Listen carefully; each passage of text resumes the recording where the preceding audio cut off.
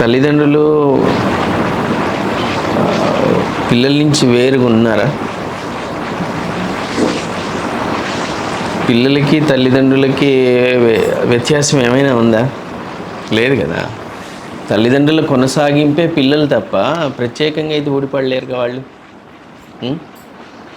ఇప్పుడు ఒక చెరువులో రాయి వేసామనుకోండి, ఆ రాయి పడ్డ ప్రాంతము ఒకటైనా దాని చుట్టూ అలలు పోగైతాయి చూసారా. అలలు ఆ రాయిబడ్డ ప్రాంతములో ఏర్పడిన ఆ యొక్క చర్య వల్ల అలలు వచ్చాయి.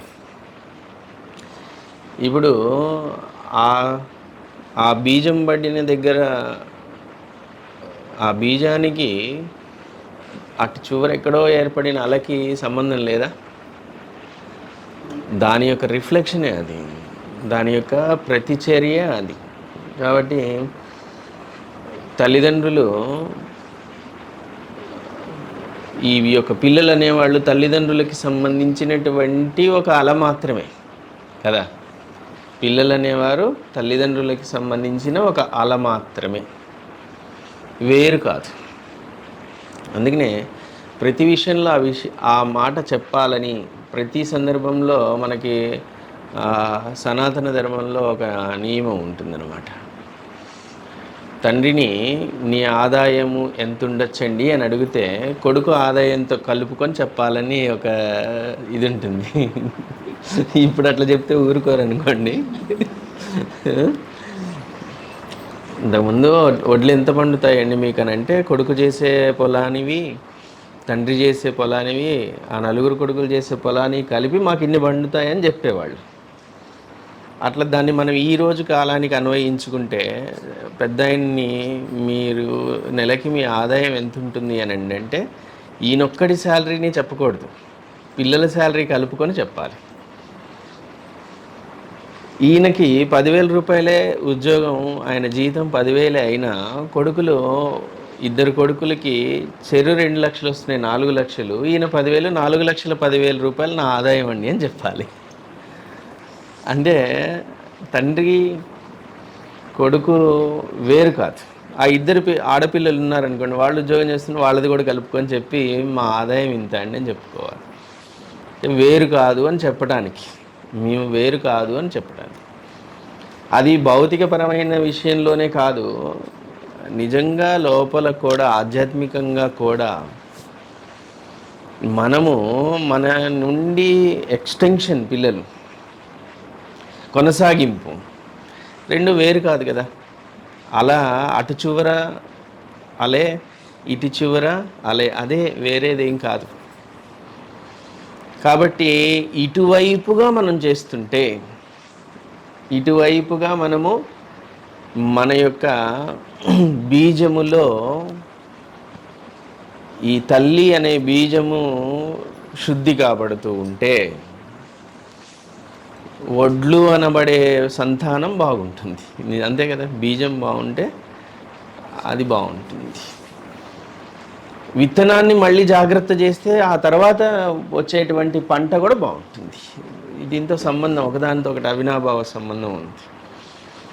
నువ్వు చేసేటువంటి ఈ సాధన, నువ్వు నీ బీజాన్ని సరి చేసుకునేటువంటి సాధన. బీజం అంటే విత్తనం. నువ్వు అనబడే విత్తనము శుద్ధి అవుతూ ఉంటే,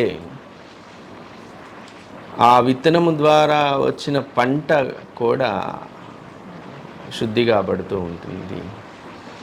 తల్లి తండ్రి యొక్క సాధన, దాని యొక్క ఆ సాధన వల్ల కలిగినటువంటి మంచి ఏదైతే ఉందో అది వాళ్ళ యొక్క సంతానానికి ప్రయోజనాన్ని చేకూరుస్తుంది. ఎందుకు అనంటే, మనము ప్రాణము విడిచే వరకు మనకి వాళ్ళకి సంబంధం ఉంటుంది. మనము ప్రాణము విడిచే వరకు పిల్లలతో మనకి విడదీయరాని బంధం ఉంటుంది. వాళ్ళకి మాటలే లేకపోయినా కూడా, ఒకవేళ మనస్పర్ధలతో మాట్లాడుకోవట్లేదే అన్నా కూడా ఆ బంధం ఎక్కడికి పోదు. రుణానుబంధము అని అంటారు. రుణానుబంధం అని అంటే అప్పులు కాదు, రుణానుబంధము అంటే మీతో వారికి ఉన్నటువంటి విడతీయరాని బంధము, కర్మ సంబంధమైన బంధము అని. మీ రుణము అంటే మీ అప్పులు, మీ చెడు ఏదైనా ఉంటే మరి వాళ్ళకు కూడా వెళ్తుంది, మంచి ఒకటే కాదు. మీరు చేసినటువంటి ఆ యొక్క చెడు ఫలితము వాళ్ళకు కూడా వెళ్తుంది. మీకు మీ యొక్క చర్మపు రంగు నలుపుగా ఉందనుకోండి, పిల్లలకి వెళ్ళిపోతుంది అది. మీ చర్మపు రంగు తెలుపుగా ఉందనుకోండి, అది పిల్లలకి వెళుతుంది. మీరు మీలో ఏవైనా తీవ్ర అనారోగ్యాలు ఉంటే అది ఆ సంతానానికి వెళ్ళిపోతుంది. మీ యొక్క అపసవ్యతలు ఏవైతే ఉంటాయో ఈ సంతానం పంచుకుంటుంది. మీకు కలిగిన సంతానము దాన్ని పంచుకుంటుంది. ఇప్పుడు షుగరే ఉందనుకోండి, పుట్టగానే పిల్లవాడికి రాకపోవచ్చు, కానీ జన్యువుల్లో అది చేరింది, ఒక రోజుకి వస్తుంది. 30 ఏళ్ళకో 40 ఏళ్ళకో అది బయటపడుతుంది. ఎందుకనంటే తండ్రికి కూడా ఉంది, తల్లికి కూడా ఉంది, అది పిల్లలకు వచ్చేసింది. వాళ్ళు కానీ జన్యుపరంగా అది బీజములో ఉండి అది ఇంకా బయటపడలేదు అనుకోండి, మా తల్లిదండ్రులకి ఉన్నది కాబట్టి నేను జాగ్రత్త పడతాను, నేను అశ్రద్ధ చేయకుండా ఆహార నియమాలు పాటిస్తాను, వ్యాయామం చేస్తాను అని వాళ్ళు కానీ శ్రద్ధగా వాళ్ళని వాళ్ళు జాగ్రత్త పరుచుకుంటే ఆ అనారోగ్యం బయటపడకుండానే, వాళ్ళు ఆ అనారోగ్యం పాలు కాకుండానే వాళ్ళు బ్రతకగలుగుతారు.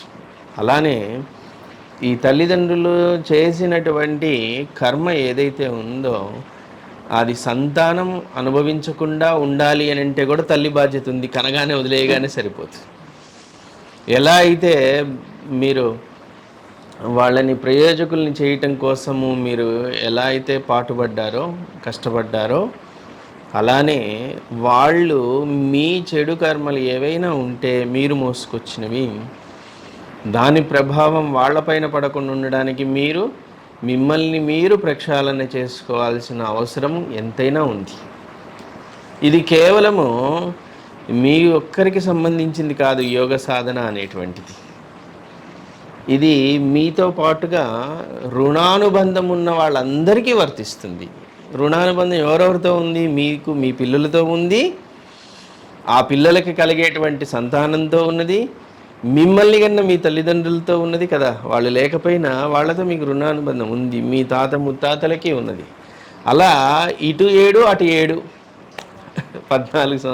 14 తరాలతో మీకు రుణానుబంధము చాలా గాఢంగా ఉంటుంది.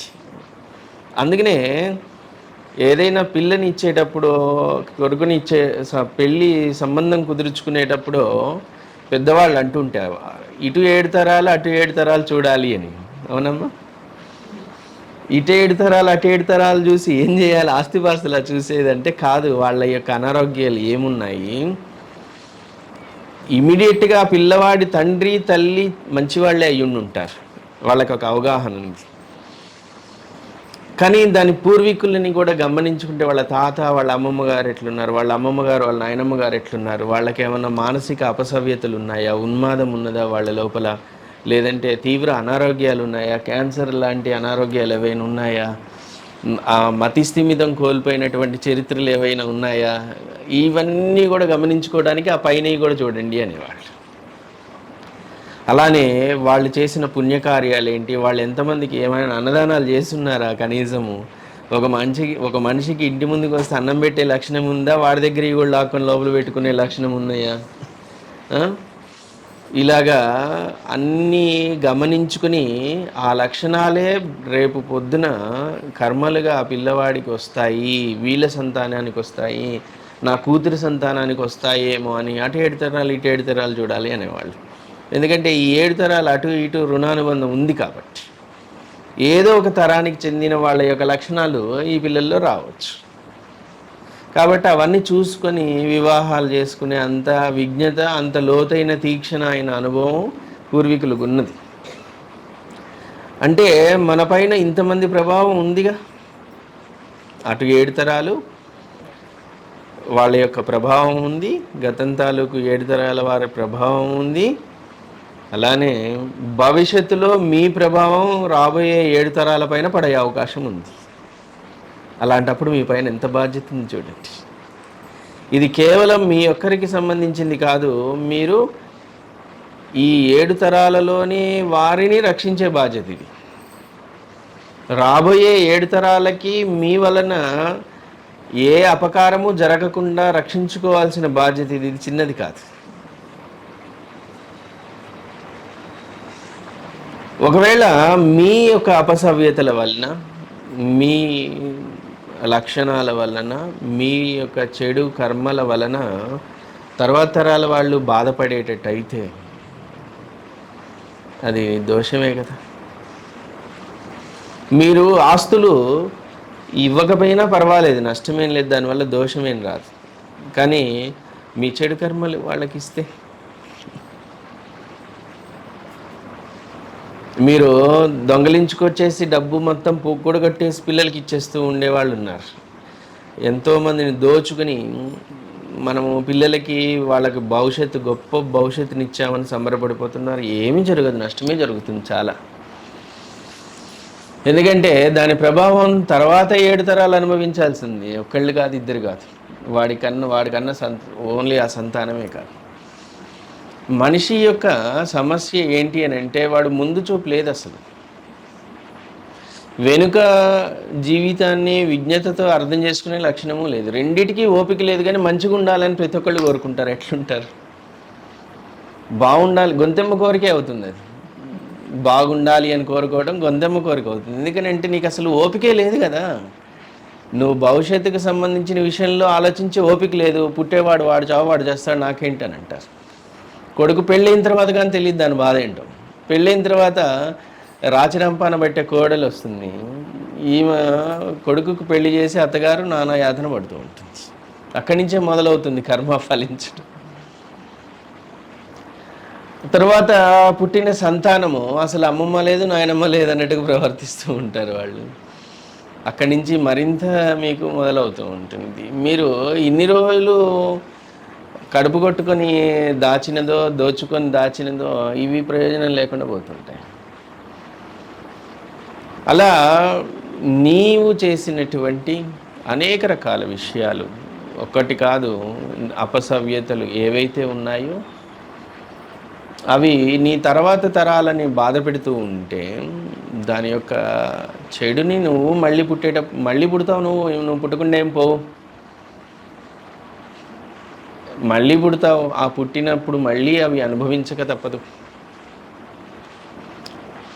ఇలా ఒక చట్రంలా జీవితం తిరుగుతూ ఉంటుంది. ఇరుసులా అది ఎటు మొదలు ఎటు అంతమో అర్థం కానట్టుగా తిరుగుతూ ఉంటుంది.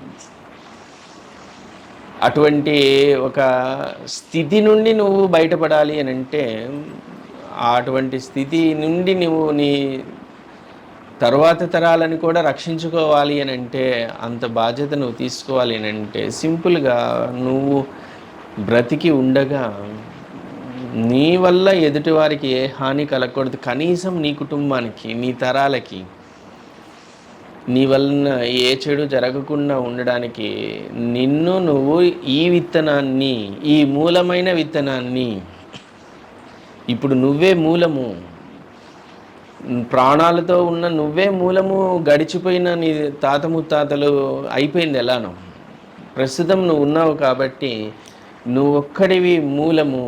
ఈ మూలము ద్వారా మిగతా ముందు వెనకలని రుణానుబంధాలన్నిటినీ తీర్చుకో,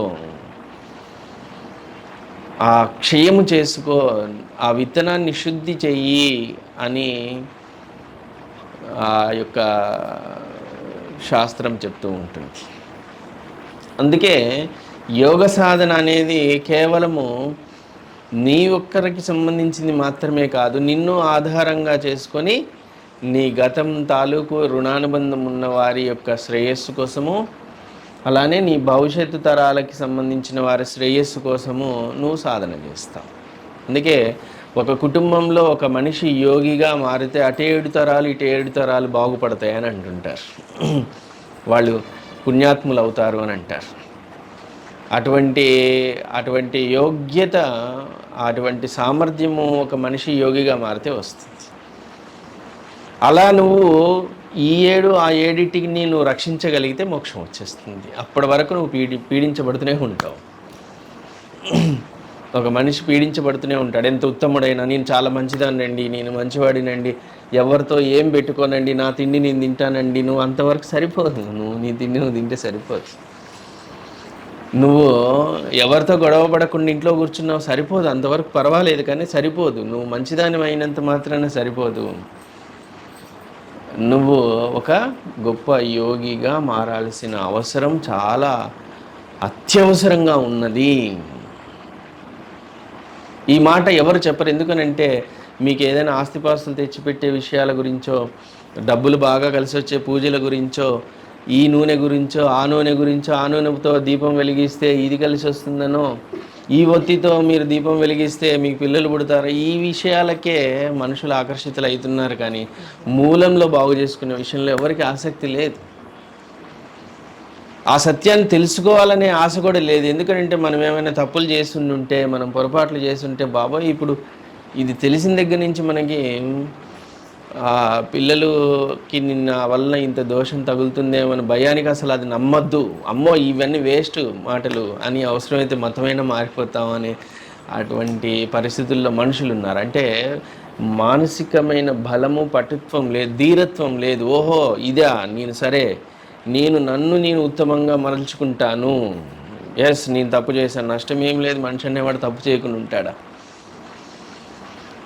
మనిషి అనేవాడి ద్వారా చెడు కర్మలు జరగకుండా ఉంటాయా? చచ్చిపోయే వరకు మనం ఏదో ఒక చెడు కర్మ చేస్తూనే ఉంటాం. కానీ ధీరత్వముతో, బలముతో మనల్ని మనం అంగీకరించే సామర్థ్యం మనకుంటే అది వాడు బందిపోటు దొంగే అయినా సరే మహర్షిగా మారే అవకాశం ఉంటుంది. వాల్మీకి లాంటి వాడు రత్నాకరుడుగా, ఒక ఉన్మాదిగా, దోపిడీ దొంగగా ఉన్నటువంటి రత్నాకరుడు ఒక గొప్ప వాల్మీకి మహర్షిగా కాగలిగాడు. ఆయనకి ధీరత్వం, ఇది కాదు జీవితము, నేను వాడిని చంపి వాళ్ళ పిల్లల నోటి దగ్గర కూడు లాక్కొని వెళ్ళి నేను నా పిల్లలకి అన్నం పెట్టడం ఇంతకంటే నీచమేముంది అని అనిపించిన మరుక్షణము, నేను ఒక నీచపు వృత్తిలో ఉన్నాను అనే అనిపించిన మరుక్షణము తనలో పరివర్తన అనేది మొదలైంది. అలానే మనలో పరివర్తన తెచ్చుకోవటానికి వెనకాడకూడదు. మనకు అనుకూలమైన మాటలు వినపడటం లేదు, మన తప్పుల్ని వెలికి తీసి చూపించటం అనేది ఇష్టంగా లేదు అని చేయాల్సినవి చేయకుండా పారిపోకూడదు. ఎస్, నేను నిజంగానే కోపిష్టిని, ఎస్ నేను నిజంగానే లోభిని, నేను నిజంగానే పరమస్వార్థపరుడిని, ఎస్ నేను నా పిల్లల కోసం దుర్మార్గాలే చేసుంటాను, లేదా డబ్బుల కోసం, నిజంగానే ఆస్తుల కోసం నేను ఎవరినైనా ఇబ్బంది పెట్టుంటాను, ఇవన్నీ నిజమే, కానీ ఇవన్నీ మంచిది కాదు అనే విషయం అర్థమవుతుంది. దీనివల్ల నా పిల్లలు, నా తర్వాత రుణానుబంధం ఎవరితో అయితే ఉందో వాళ్ళ తరాలు పాడైపోతాయి అని అది అర్థమవుతుంది, నా బుర్రకి తెలుస్తుంది చెప్తుంటే.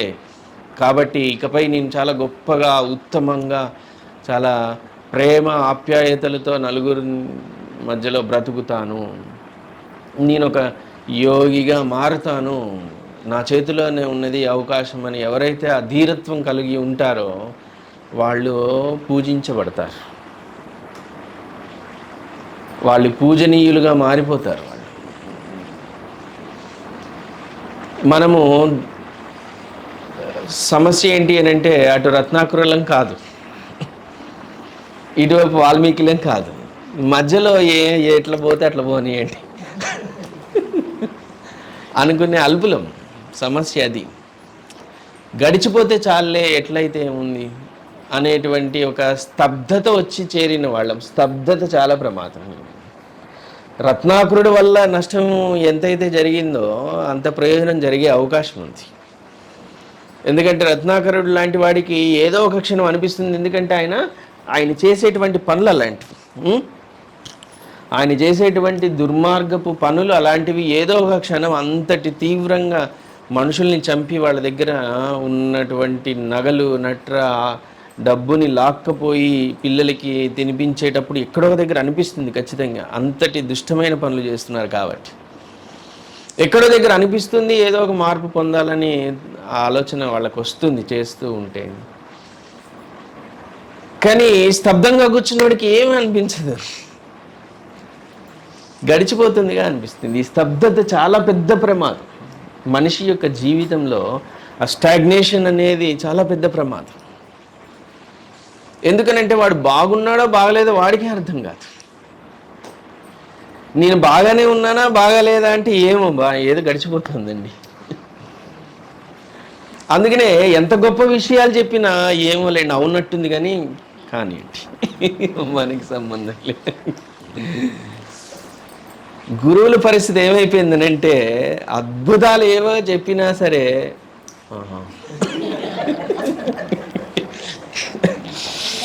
అబ్బా కనీసము స్టేజి పైన ఏదో ఒక కామెడీ చేసేవాడికైనా చప్పట్లు వస్తాయి కనీసం. గురువు ఏదో గొప్ప అద్భుతమైన విషయం చెప్తున్నా అని మురిసిపోతుంటాడు లోపల. అంత చెప్పాక ముఖాలు చూస్తుంటే భోజనం టైం ఏం కాలేదండి ఇంకా అన్నట్టుగా పరిస్థితి ఎలా ఉంటుంది అంటే ఇక ఆహా. కారణం ఏంటంటే వాళ్ళలో ఉన్న స్తబ్దత. వాళ్ళు స్టాగ్నేట్ అయిపోయారు, ఎటు కదలట్లే. వాళ్ళు బందీగా మారారు. వాళ్ళు కొన్ని జన్మలుగా చెరసాల్లో ఉన్నారు, కదలైతే కావట్లేదు. కొన్ని జన్మలుగా ఒక చిన్న గదిలో పడేసి ఆ వ్యక్తి కాళ్ళు చేతులు ఎటు కదిలించడానికి వీలు లేకుండా కొన్ని సంవత్సరాల పాటుగా అలానే ఒక మనిషిని పడేస్తే వాడి చేతులు కాళ్ళు ఇలానే ఉండిపోతాయి. ఇక వాడిని బయట చెరసాల బయట పారేసినా కూడా వాడి చేతులు కాళ్ళు ఇలానే పెట్టుకొని తిరుగుతూ ఉంటాడు అడిడి గొర్రెలతో. ఎందుకనంటే ఆ రకంగా మారిపోయాడు. వాడు సహజ ప్రవృత్తి అయిపోయింది. అది స్వేచ్ఛకు అనుకూలించేది. వాడి కాళ్ళు సరిచేద్దామని, వాళ్ళ చేతుల్ని సరిచేద్దామని, నిలబెడదామని ప్రయత్నం చేస్తే అంగీకరించరు, పెయిన్ తట్టుకోలేరు. నేను ఇలా బాగున్నాను వదిలేయండి అంటాడు. నేను బాగున్నాను వదిలేయండి అంటాడు. అవునా కాదా? ఒక 10 ఏళ్ల పాటు చేతులు కాళ్ళు కట్టేసి చిన్న కాళ్ళు చాపటానికి కూడా వీలు లేని ఒక చెరసాల్లో పడేస్తే 10 ఏళ్ల తర్వాత బయటికి విడిచిపెట్టినా కూడా కాళ్ళు అలానే ముడిచిపోయి ఉంటాయి. దాన్ని సరిచేద్దామని వైద్యుడు ప్రయత్నం చేస్తూ ఉంటే సహకరించరు. ఎందుకంటే ఇది బాగానే ఉంది, నువ్వు వదిలేవయ్యా నాయన అంటారు. ఆ వంకరే బాగుంది, ఆ స్టాగ్నేషనే బాగుంది. ఎందుకనంటే ఏ గోల లేదు, కదిలిస్తే పెయిన్. నేను చక్కబట్టిన తర్వాత సంగతి, కదిలిస్తే పెయిన్ అయ్యా. చక్కబడినాక చాలా బాగుంటావయ్యా, నువ్వు హాయిగా ఎటంటే నడవగలుగుతావు, నీ పిల్లలతో ఆడుకోగలుగుతావు, పరిగెత్తగలుగుతావు, వాళ్ళతో పాటుగా నువ్వు స్వేచ్ఛగా తిరగగలుగుతావు, స్వేచ్ఛ వస్తుంది నీకు. నిన్ను ఇప్పుడు ఎవరు కట్టేసి లేరు, నువ్వు విదిలించుకో అని అంటుంటే అవన్నీ నాకు అక్కర్లేదు, నేను ఇలానే ఉంటాను. ఎందుకంటే అలవాటు అయ్యింది. చెరసాల్లో అలా గడిపి ఉన్నాడు. బయటపడేశాక అలానే పడుకొని ఎవరినన్నా ఎత్తుకెళ్ళమంటాడు. వీళ్ళు ఎత్తుకొని వెళ్తే మళ్ళీ అక్కడ కూర్చోబెడితే వస్తాడు, మళ్ళీ ఇట్లా తీసుకొచ్చి మళ్ళీ అక్కడ కూర్చోబెడితే గడిచిపోతూ ఉంటుంది. అలానే మన పూజలు కూడా ఉంటాయి. నువ్వు నాకేమైనా చేసి పెట్టు, నాకు సంబంధం లేదు. నాకు మా అబ్బాయికి ₹1,00,000 జీతం ఉద్యోగం వస్తే నీకు ₹100 కానికేస్తాను.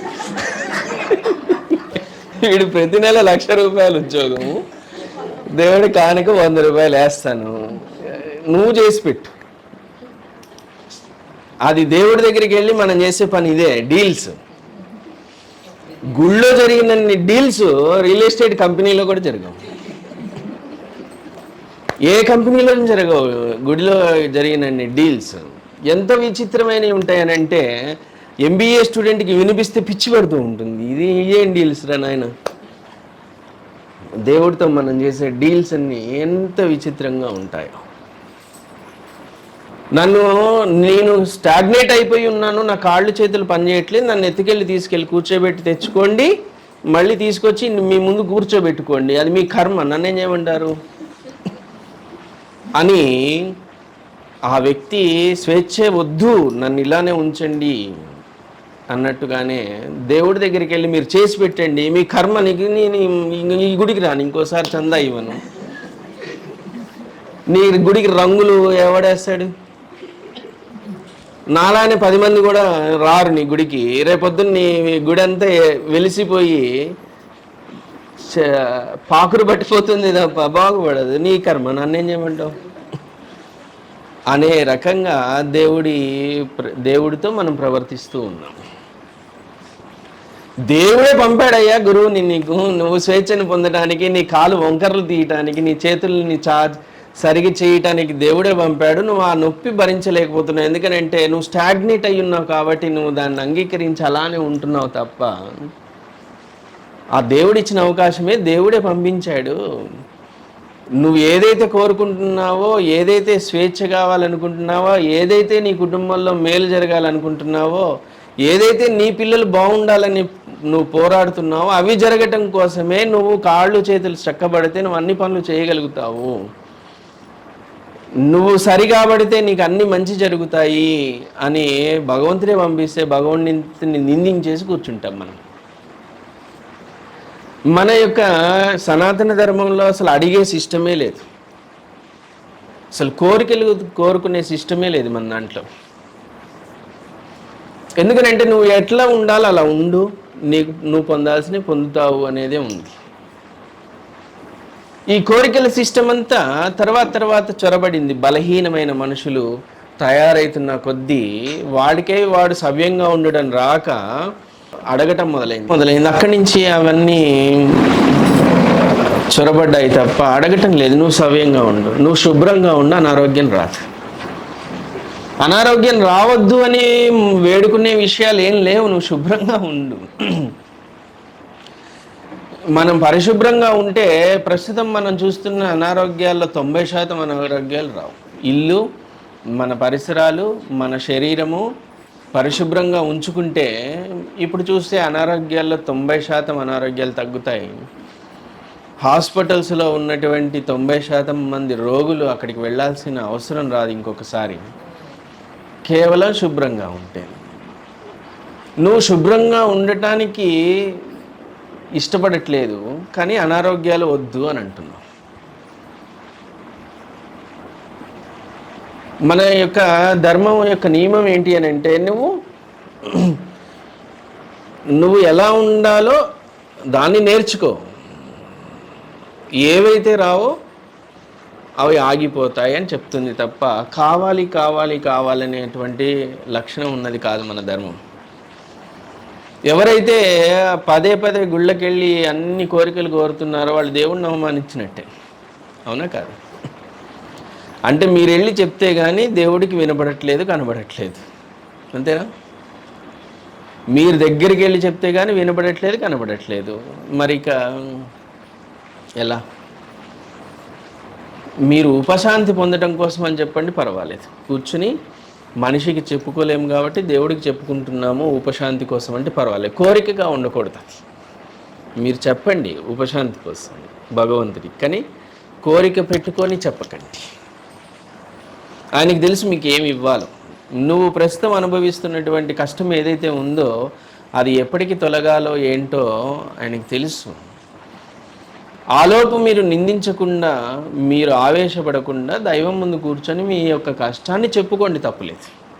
కోరుకోక్కర్లేదు, దాని ఫలితం అడగక్కర్లేదు కోర్టులో కానీ. హెన్స్ అందువల్ల మాకు న్యాయం చేయండి అని లాస్ట్లో ఒక కాలం ఉంటుంది, అలా మీరు చెప్పనక్కర్లేదు. మీ బాధ చెప్పుకోండి, మీకు ఏది ఇవ్వాలో అది తెలుస్తుంది. ఇలా నిన్ను నువ్వు శుద్ధి చేసుకోకుండా, నిన్ను నువ్వు సరైన స్థితిలో పెట్టుకోకుండా మంచి జరగాలని కోరుకోవటము గొంతమ్మ కోరికే అవుతుంది.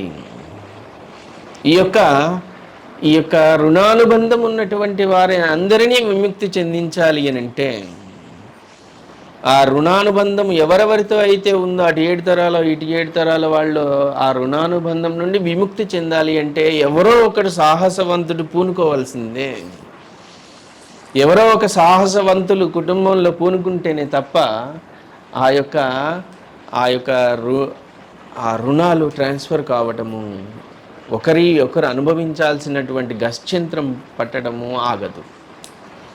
అందుకే అత్యంత ప్రభావవంతురాలు ఒక కుటుంబంలో స్త్రీనే.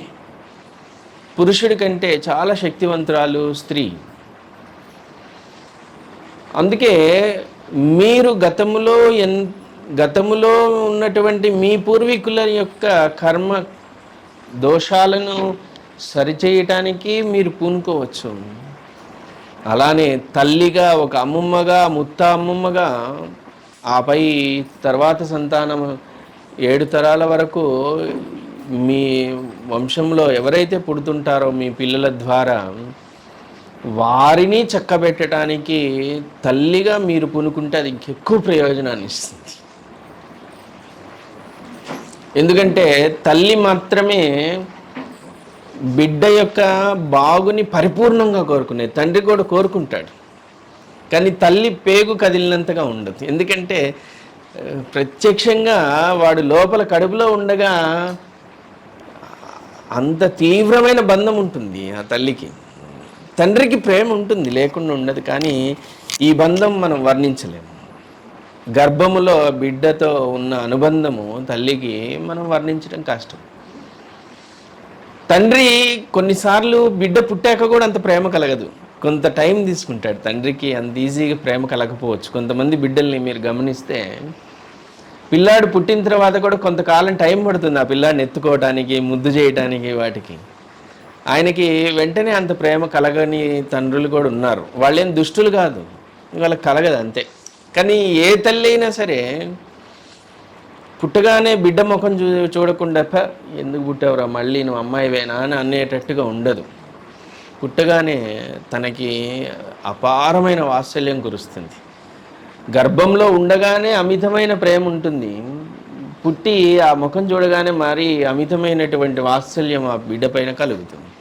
కానీ తండ్రికి కొంత సమయం పట్టచ్చు. రెండో బిడ్డని సరిగ్గా చూసుకోకపోవచ్చు కొంతకాలం తండ్రి. తర్వాత గొప్పగా ప్రేమించచ్చేమో, కానీ మొదట్లో కొంచెం ఉంటుంది.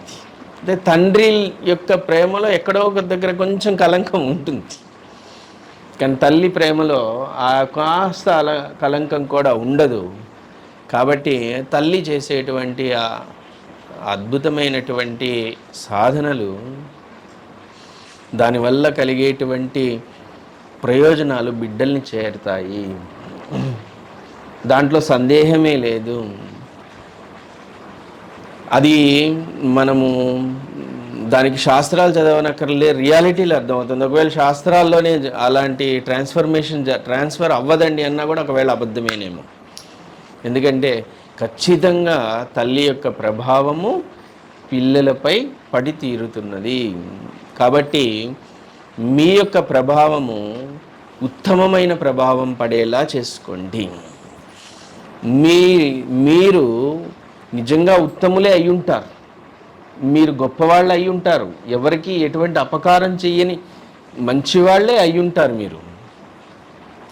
మీరు చీమకు కూడా అపకారం చెయ్యని వాళ్ళే అయి ఉంటారు. కానీ మీరు మీ పూర్వీకులే కొన్ని మోసుకొచ్చారు కదా, మీ బాక్సులో ఉన్నది మీ పిల్లలకి వెళ్తుంది కదా.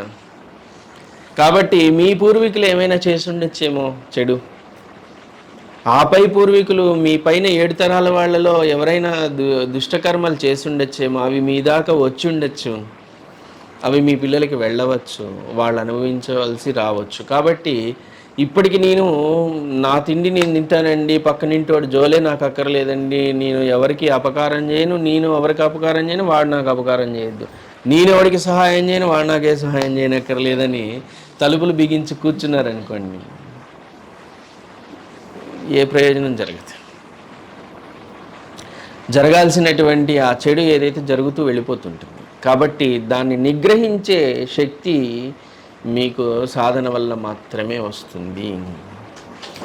మీరు సాధన చేస్తూ ఉంటే మీరు ఆ యొక్క చెడుని నిగ్రహించగలిగే శక్తి వస్తుంది. మీరు కేవలం మంచివాళ్ళు అయితే ప్రయోజనమే లేదు.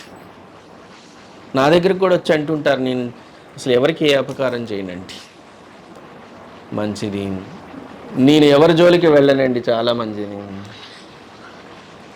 నేను ఎవరిని పల్లెత్తి మాట అన్నానండి, చాలా మంచి విషయము.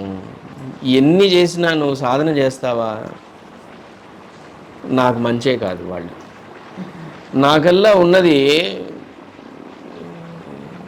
మనుషులు, సాధకులు, వీళ్ళిద్దరే. మంచివాళ్ళు కాదు, చెడ్డవాళ్ళు కాదు. ఇద్దరు ఒకటే కేటగిరీ మనుషులు, వాళ్ళు అంతే, సాధారణమైన మనుషులు. సాధకులు ఒకళ్ళే, వాళ్ళు ఉత్తమమైన గతిని పొందటానికి, ఉత్తమ స్థితులు పొందటానికి వాళ్ళ ప్రయత్నం జరుగుతున్న వాళ్ళు, చాలా వాళ్ళ ఉత్తమోత్తములు వాళ్ళు. అప్పటి వరకు వాళ్ళు ఎలాంటి వాళ్ళైనా, మీ చుట్టుపక్కల వాళ్ళు అనుకోవచ్చు, అబ్బా ఈమె కానీ వచ్చిందమ్మా, ఇవాళ యోగం అట, ఈమె యోగి అయిపోతుందట, యోగిని అయిపోతుందట అని అనుకోవచ్చు. వాళ్ళు అనుకుంటూనే ఉంటారు, మీరు ఎదుగుతూనే ఉంటారు. వాళ్ళు ఏడుస్తూనే ఉంటారు, మీరు ఆనందంలోకి దూకుతూనే ఉంటారు. వాళ్ళు శాపగ్రస్తం అవుతూనే ఉంటారు, మీరు శివుని యొక్క దివ్య అనుగ్రహానికి లోనవుతూనే ఉంటారు. ఎందుకనంటే మీరు అడుగు వేశారు కదా, మీరు ప్రయాణం మొదలుపెట్టారు కదా. ఇప్పటి వరకు మీరు ఏదైతే ఎవరికి కావాలి, మీరు ఎప్పుడూ సాధారణమైన మనుషుల కేటగిరీలోనే లేకుండా మీరు సాధకుల కేటగిరీలోకి వచ్చారు కదా. ఒకరోజు ఖచ్చితంగా యోగిగా మారుతారు. ఆ యోగి కులములోకి రానంత కాలము మీరు మామూలు మనుషులే. దాంట్లో ఇక మంచివాడు చెడ్డవాడు, నువ్వు కాసేపు బాగుంటే బాగుంటావు, నీకు అన్ని అనుకూలించినప్పుడు నువ్వు మంచిదానివి, అనుకూలించినప్పుడు తెలుస్తుంది మనం ఎంత దుర్మార్గులము. అన్ని సవ్యంగా ఉండేలాగా మేనేజ్ చేస్తున్నారు కాబట్టి మీరు మంచివాళ్ళు అనిపించుకోవచ్చేమో. నిజంగా అవకాశం వచ్చిందనుకోండి, దారిలో అటు పోతూ చెట్టకుండీలో బంగారపు సంచి దొరికింది, గమ్మును తీసుకొని అటు వెళ్ళిపోవటం. ఇక ఇది ఎవరిదైనా అడగకూడదు. ఎందుకంటే సరే, ఒక తులం బంగారం దొరికితే అమ్మ ఇది ఎవరిదమ్మ దొరికిందమ్మా అని ఇస్తారు. ఒక 10-15 బిస్కెట్లు కనబడంగానే అమ్మ ఏమి ఇస్తాం, మనం వద్దొద్దు మనం ఉంచుకుందాం, ఇది దేవుడు ఇచ్చిన గిఫ్ట్ అనుకుంటాం. ఎవరిదో కర్మ అది, మనం ఏం చేస్తాం, పోగొట్టుకున్నారు. అంత అనేసరికి మనసు ప్రాణం ఇంకా ఒప్పుకోదు. ఎందుకు, అది మంది కాకపోయినా తులం బంగారం అరతులం అనగానే మంచి పేరు వస్తుంది కాబట్టి తిరిగి ఇచ్చేస్తాం. ఇప్పుడు ఎవరికి కావాలి మంచి పేరు, అంత పెద్ద బంగారం 2-3 కేజీలు ఉంది, అది ఎవరికి కావాలి మంచి డబ్బు వస్తే అంత మంచే. ఆయన పోగొట్టుకున్నాడు కర్మ, నాది కాదు కదా. ఈ దేవుడు నాకు ఇచ్చిన గిఫ్ట్ పైనుంచి ఇసిరి కొట్టాడు, ఆయన తీసుకుని వెళ్ళిపోతాను. సో మనకి అవకాశం లేక, ఒక కవి అన్నట్టుగా అవకాశము లేక మంచివాళ్ళుగా మిగిలిపోయారు మనుషులు అంటుంటాడు ఆయన.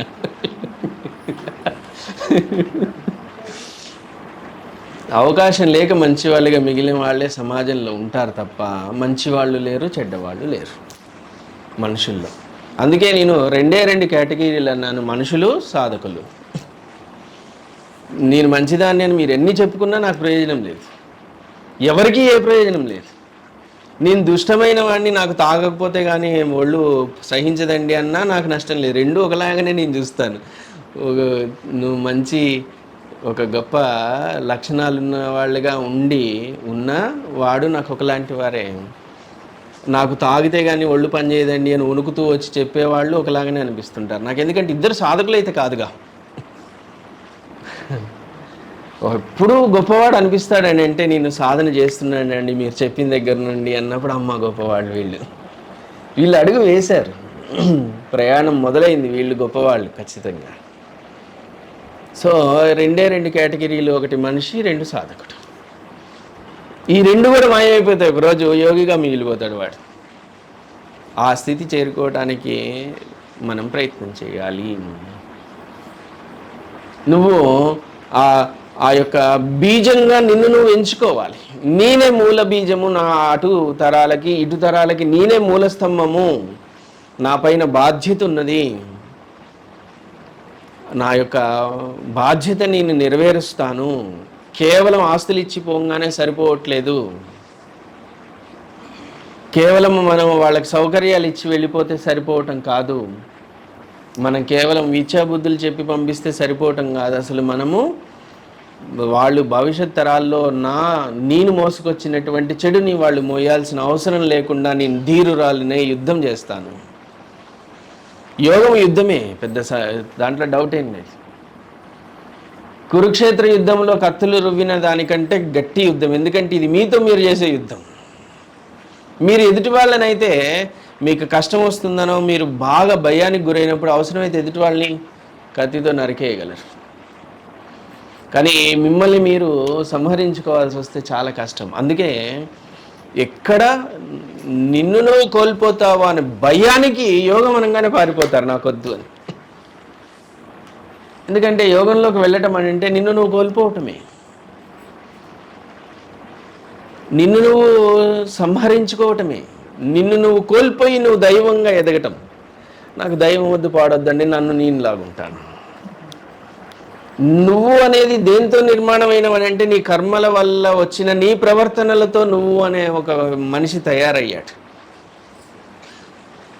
నువ్వు అనేటువంటి కొన్ని కర్మల తాలూకు ప్రవర్తనల వల్ల ఏదైతే డిజైన్ చేయబడిందో అది నువ్వు. అది వదిలేనంటే ఆ కర్మలని కూడా నువ్వు యాక్సెప్ట్ చేయాల్సి వస్తుంది.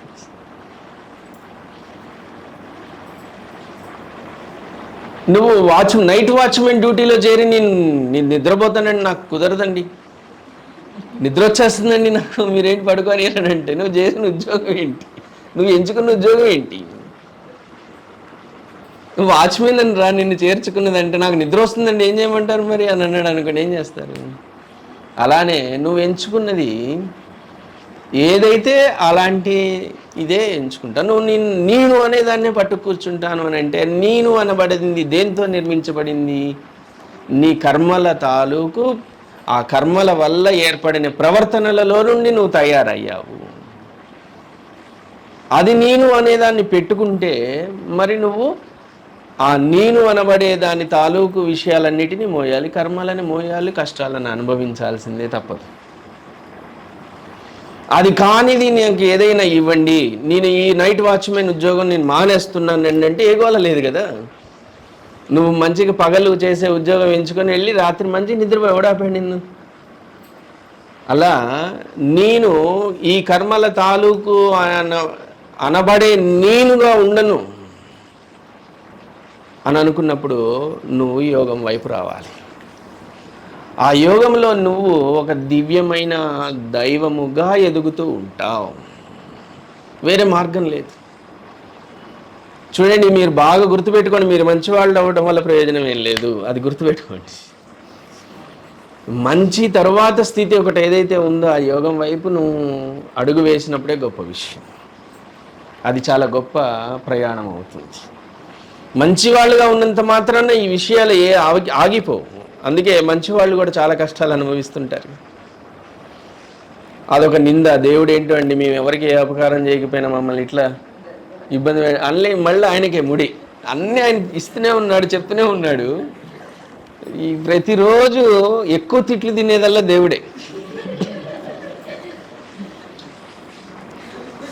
కొన్ని కోట్ల మంది రోజు ఇదే పని, తిట్టుకోవటమే. అసలు ఇన్ని తిట్లు ఎట్లా భరిస్తారు ఆయన?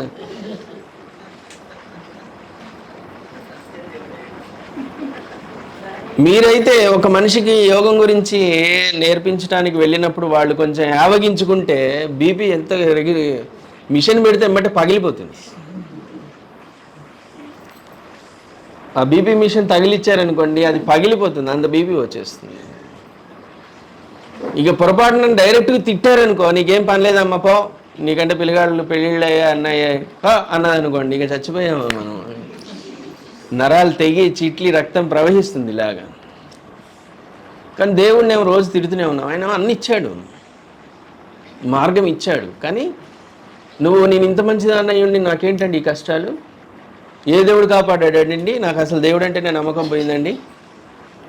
మీరు ఇంకోసారి దేవుడు అనే మాట ఎత్తకండి నాకు ప్లీజ్ అని మనము దేవుడిని నిందిస్తూ ఉంటాం.